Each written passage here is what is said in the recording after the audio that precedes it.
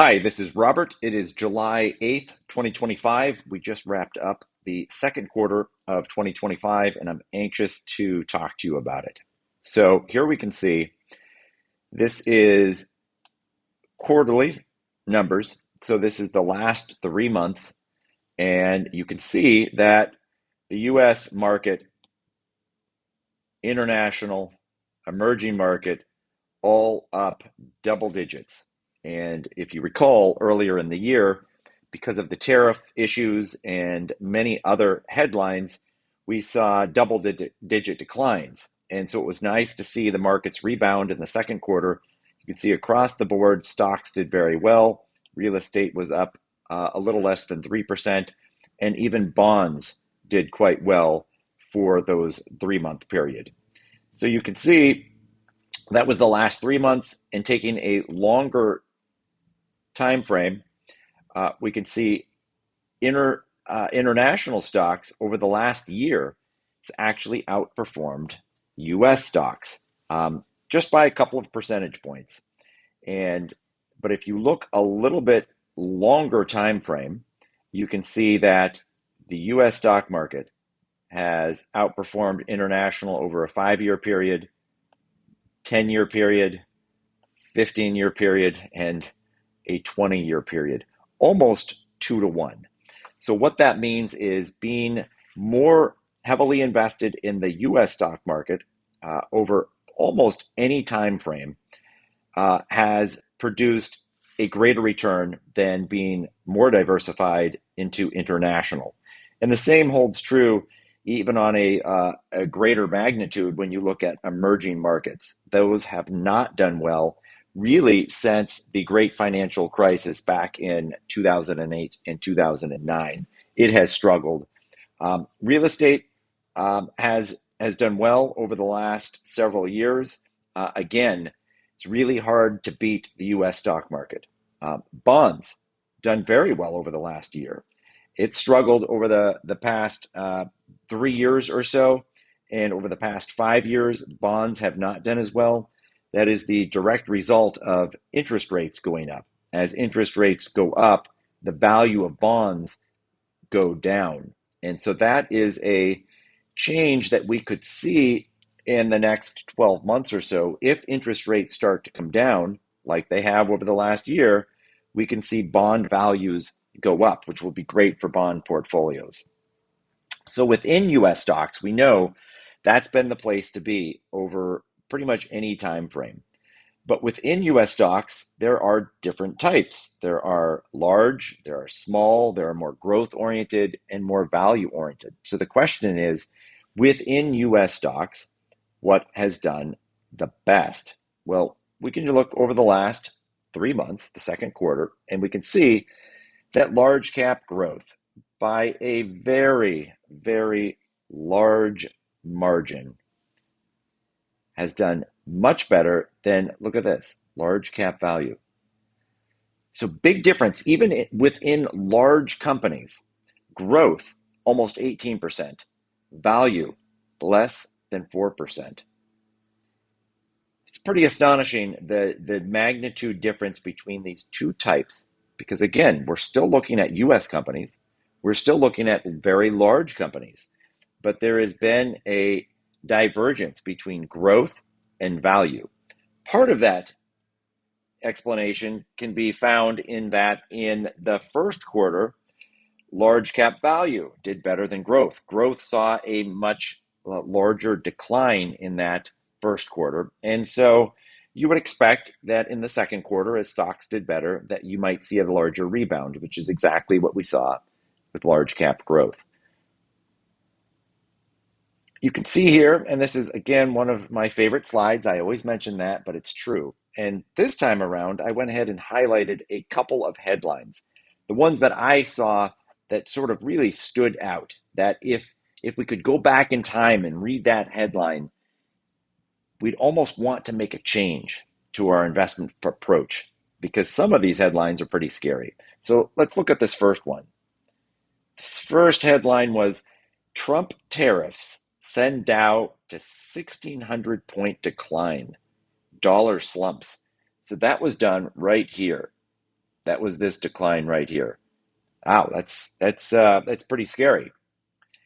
We also saw, moving forward a little bit, U.S.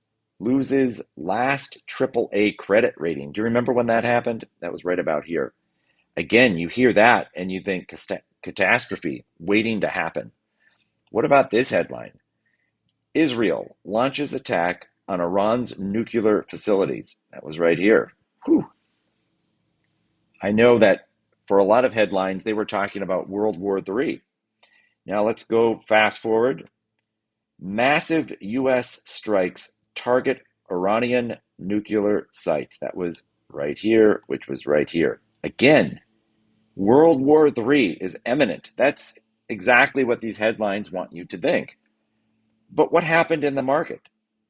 Well, we know that the tariff issues had an impact on the market. The market dropped about 20% because of many factors, but I'll say tariffs and the fear of tariffs were certainly what was driving most of that decline. The rest of these headlines, far scarier in my opinion, did very little, if anything, to the markets. Markets kept chugging along until what? Well, look at this headline. Historic rebound sends S&P 500 to new highs. That was near the end of the quarter. So all of this is to say, if you pay attention to headlines, it's going to cause you to feel emotions of some sort. And usually the emotions are panic or fear or something along those lines. But the market sometimes, as we can see here, reacts, but most of the time it does not. So the best advice I can give is if you do pay attention to the news, try not to. That would be my first recommendation. The second is if you still do, to not let headlines, scary headlines, cause you to want to make any sort of change. We can see here that this is a much longer time horizon from the 70s all the way to today, that if we can take a longer time frame in mind, that these big drops of Black Monday of 87, the tech crash that happened over a couple of years, the financial crisis, swift decline of 50% over a short period of time, the pandemic, how can we forget? Look at that drop right there, 35% within a matter of weeks. But if we can extend that time frame, these drops that in the moment can feel quite scary, over time, the market has done what? Well, it's continued to go up. Despite wars, despite terrorist attacks, despite recessions, despite financial crises, despite worldwide pandemics, the market has been resilient. So that's something to consider as we move forward. This slide, another one of my favorites, it represents market returns each year. And that's what you can see with these blue bars. This line represents the market is flat, a 0% return. So any blue bar above represents a positive return for the year. Any blue bar below this line represents a negative return for the year. So what you'll notice is a couple of things. First, that there are far more bars above this line than below this line. There are a few below the line. One here, these three here, one here, and one here. But far more occur above the line. So what that tells us is that more often than not, the market produces a positive return for the year. But what about these red dots? You see these red dots here and here and here and here and here? Well, what do those mean? Well, that means that at some point during the year, the market was down by that amount. So let's look at, let's look at this year. This is an interesting year. So this is 2020. So that red dot right here, that means that at some point, and I know when, it was in March of 2020 when the pandemic started, that the market was down. And by market, I'm talking about the S&P 500, that the US market was down 34%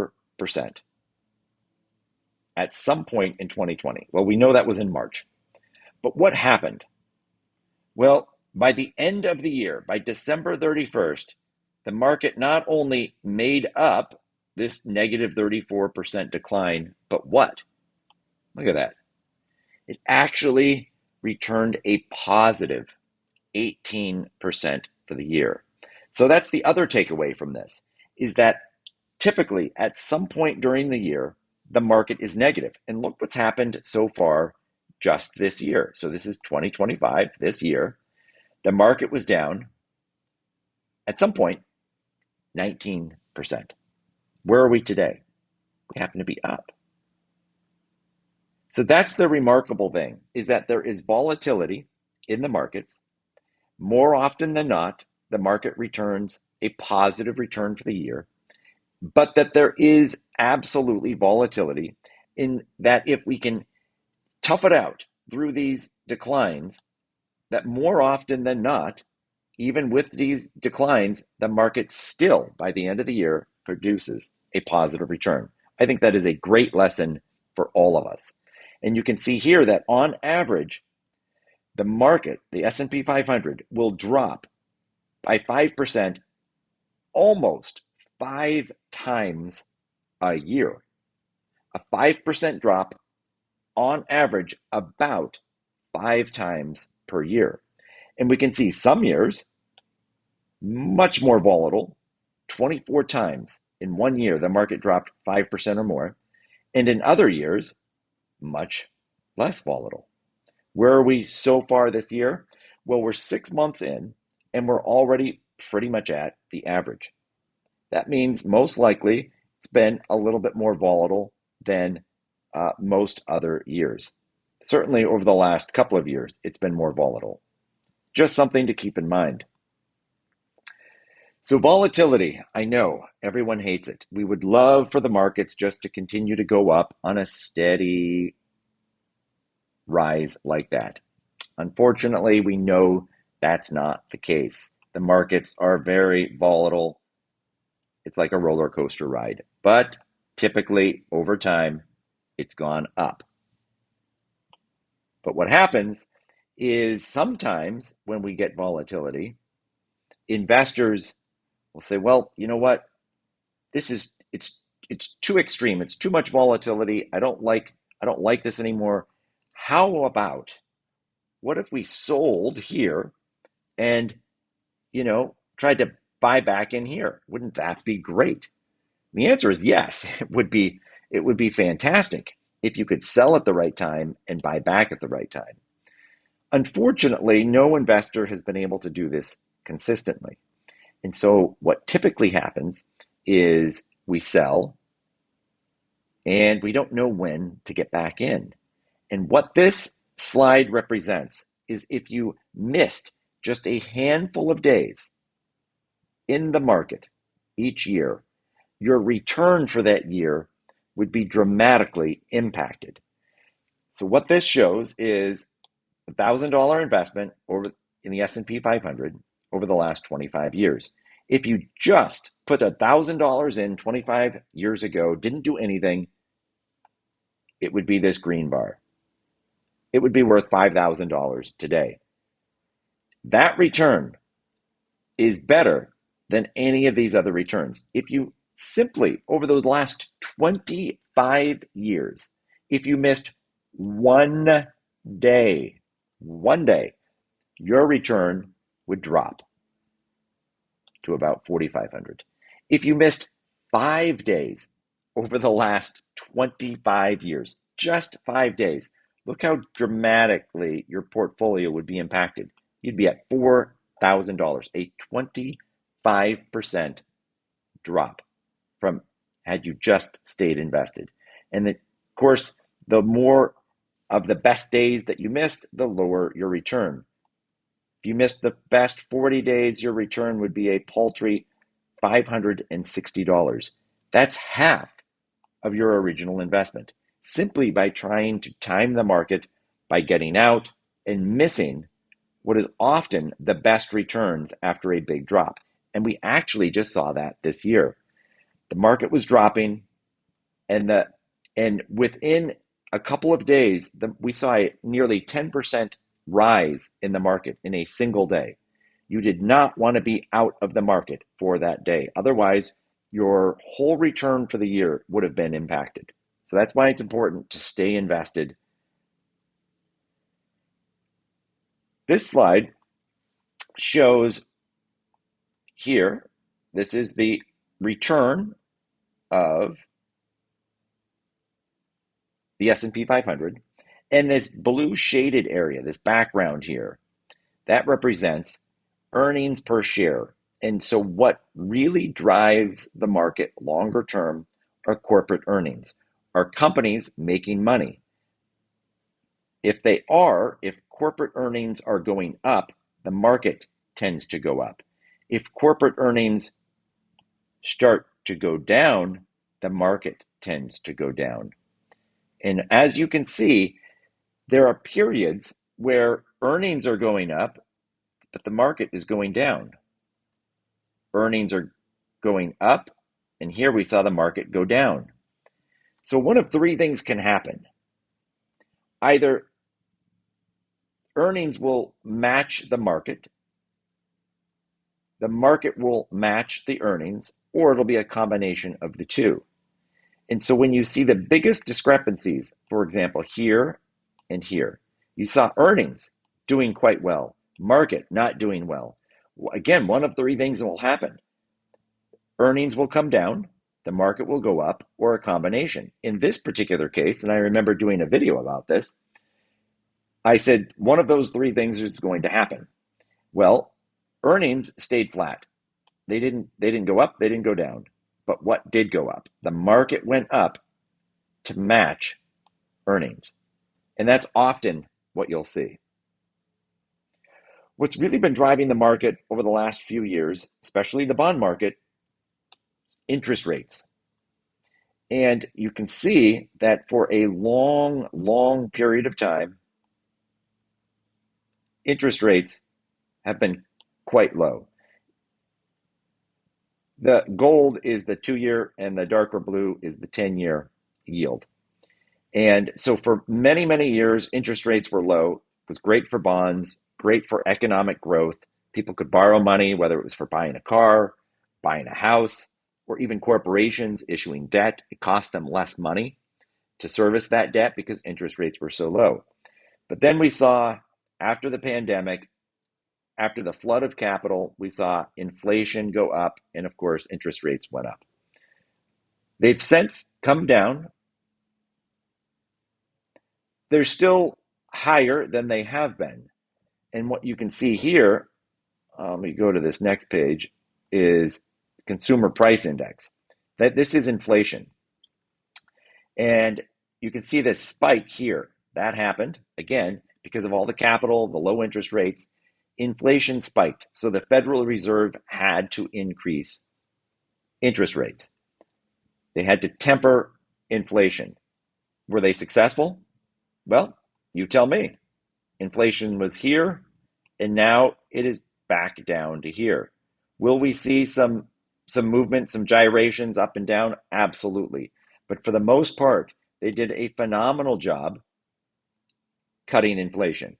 They did that by increasing interest rates. So the question now is, should the Fed cut? Most market watchers will say yes. They should cut at least a couple of times this year. And the reason for that is because, one, as I mentioned, inflation has come down. If inflation was still elevated, they wouldn't be able to cut. But inflation has come down. That's giving them some breathing room to cut interest rates. Well, why else would they want to cut interest rates? Well, you can see here leading economic indicators. So this is a basket of indicators that is supposed to give us an idea of how the economy is looking and how it will look over the next 6 to 12 months. And what's interesting about this slide is that nearly every time the leading economic indicators turn negative, you see one of these gray bars appear. And these gray bars are recessions. So leading economic indicators went from positive to negative. That's this orange, recession. From positive to negative, recession. From positive to negative, recession. From positive to negative, recession. I know this is getting old, but a couple more. From positive leading economic indicators to negative. Right here, what happened? A darn gray bar, which means a recession. Same thing happened here. But where are we today?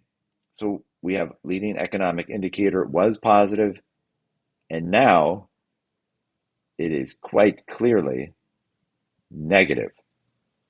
Negative by quite a bit if you look back historically. There have only been a handful of other times since the 70s where we saw the leading economic indicators exceed where we are today. I would say that's one during the pandemic. Certainly this one, that was the big one. And the rest of them, for the most part, pretty close to where we are today.